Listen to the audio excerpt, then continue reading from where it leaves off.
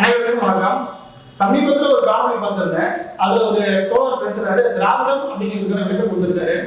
அந்த விளக்கத்தை அவர் கொடுக்கறதுக்கு முன்னாடி கால்டுவெல் எழுதிய திராவிட மொழிகளின் ஒப்பிலக்கணம் அப்படிங்கிற நூலை பற்றி பேசுறாரு.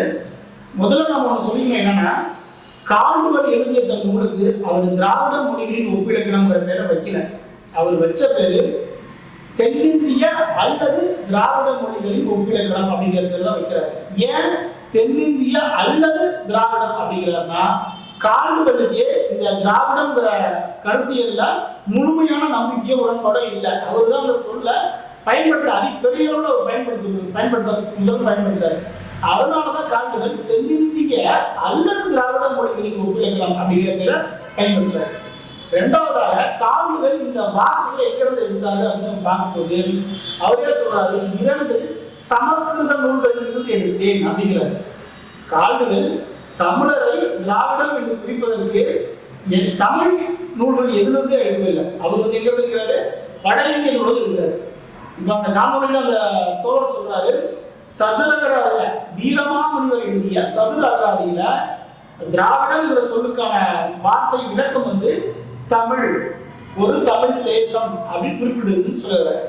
ஆனா கால்டுவெல் தன்னுடைய ஆய்வு நூலை எங்கேயுமே நான் சதுரகராதி படித்தேன் என்றும் சதுரகராதியில திராவிடம் என்கின்ற சொல் தமிழரை குறிக்க பயன்படுத்தப்பட்டிருக்கிறது கருத்தையோ அவர் முன்வைக்கவே இல்லை. ஏன்னா அவர் தமிழை படிக்காம சமஸ்கிருதத்தை படிச்சு சமஸ்கிருதத்துல திராவிடங்கிற சொல் எப்படி பயன்படுத்தப்பட்டதுன்னு புரிஞ்சுக்கிட்டு சொல்ல போனா அதை கூட அவர் சரியா புரிஞ்சுக்கல. ஏன்னா சமஸ்கிருத நூல்கள்ல திராவிடங்கிற சொல் தமிழரை குறிக்க பயன்படுத்தப்பட்டிருக்கு. எப்படி வீரமாமுனிவர் சொல்றாரு இல்லைங்களா, திராவிடங்கிற சொல் தமிழரை குறிக்கும், தமிழ் தேசத்தை குறிக்கும் சொல்ற மாதிரி வட இந்தியாவில் வாழ்ந்தவர்கள் தமிழை திராவிடம், திராவிடம் குறிப்பிட்டிருக்காங்க.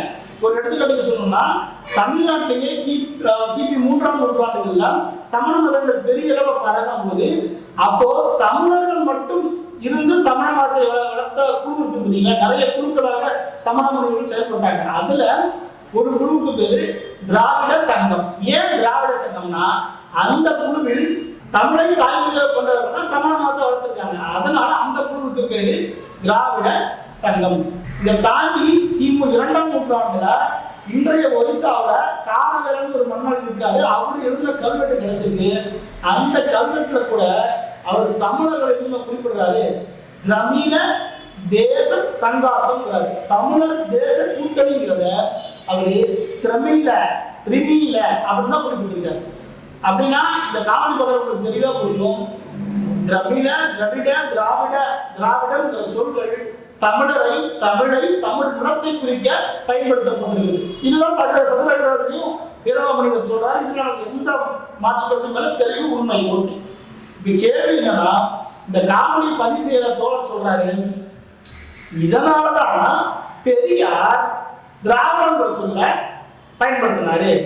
பெரியார் பிறப்பதற்கு 55 ஆண்டுகளுக்கு முன்னாடியே சதுரகராதியில திராவிடம் என்கிற சொல் இருக்கு அப்படிங்கிறாரு. இப்ப நம்ம கேள்வி என்ன முன்வைக்கிறோம்னா, அதுதான் வீரமாமுனிவர் தெளிவா திராவிடங்கிற சொல் தமிழரை குறிப்பதுன்னு சொல்லிட்டாரு.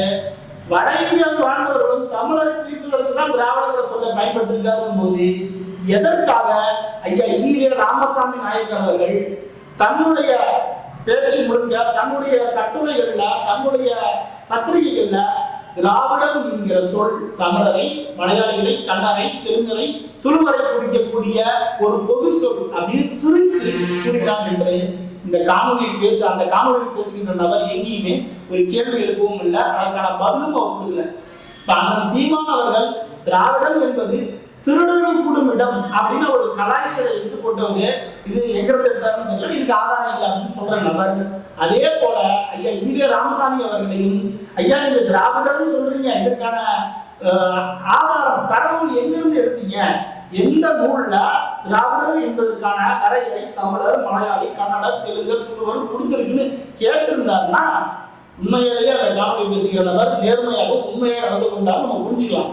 ஆனா ஈவே ராமசாமியை பத்தி எந்த கேள்வியுமே முன்வைக்காமல் அண்ணன் சீமான் அவர்கள் திராவிடங்கிற கருத்தியல் கொள்கை இன்னைக்கு யாருக்கு பயன்படுது, எப்படி பயன்படுதுங்கிறத விமர்சிக்கிறதுக்காக அவர் திராவிடம்னா திருவள்ளுவர் கூடுமிடம் பேசுறாரு. இது உண்மையாக நானே சொல்றேன், இது வந்து சான்று கிடையாது, இது ஒரு கலாய்க்கிறது தான். ஆனா சீரியஸாக தன் வாழ்நாள் முழுக்க ஐயா ஈவே ராமசாமி அவர்கள் திராவிடர் நாமெல்லாம் திராவிட இனம் எழுதினார்.